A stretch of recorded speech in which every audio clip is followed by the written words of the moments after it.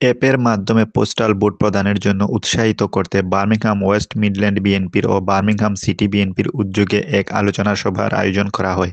উক্ত আলোচনা সভায় সভাপতিত্ব করেন বার্মিংহাম সিটি বিএনপির সাবেক সাধারণ সম্পাদক আফজার হোসেন। সভা পরিচালনা করেন বার্মিংহাম ওয়েস্ট মিডল্যান্ড বিএনপির সাবেক ভারপ্রাপ্ত সাধারণ সম্পাদক ও যুক্তরাজ্য স্বেচ্ছাসেবক দলের সাংগঠনিক সম্পাদক আওলাদ হোসেন।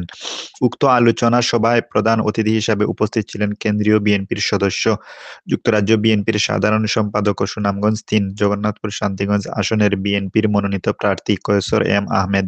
বিশেষ অতিথি হিসেবে উপস্থিত ছিলেন যুক্তরাজ্য বিএনপির সহ-সভাপতি তাজুল ইসলাম, যুক্তরাজ্য বিএনপির যুগ্ম সাধারণ সম্পাদক সুজাতুর রেজা।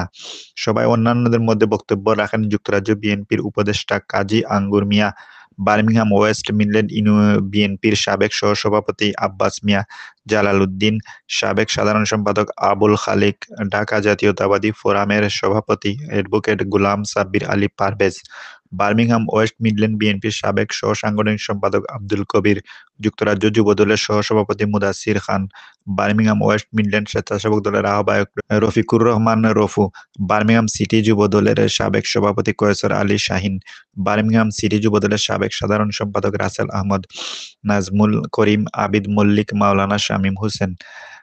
সভায় উপস্থিত ছিলেন বার্মিংহাম ওয়েস্ট মিডল্যান্ড স্বেচ্ছাসেবক দলের সদস্য সচিব মজনু মিয়া, নজরুল ইসলাম, ইসলাম উদ্দিন খান, ইদন আলী, সৈয়দ মাহমুদ, এমদাদুল হক লাভলু, বুরহান উদ্দিন, অ্যাডভোকেট ওবায়দুল কবির খোকন, সৈয়দ রূপন আলী, শামীম খান, মিজানুর, সুহেল, আবুল কাস চৌধুরী, সাদ আলী, খালিক মিয়া, তজমুল আলী, আজাদ মিয়া, আমিনুর রশিদ চৌধুরী, মিজানুর রহমান লিটন, মোহাম্মদ আলী, সারওয়ার আহমেদ, মুর্শেদ আহমেদ, ওয়ালি ওয়াদুদ, নাসির উদ্দিন, ইকবাল হোসেন, বেলাল উদ্দিন ও ফজলু মিয়া।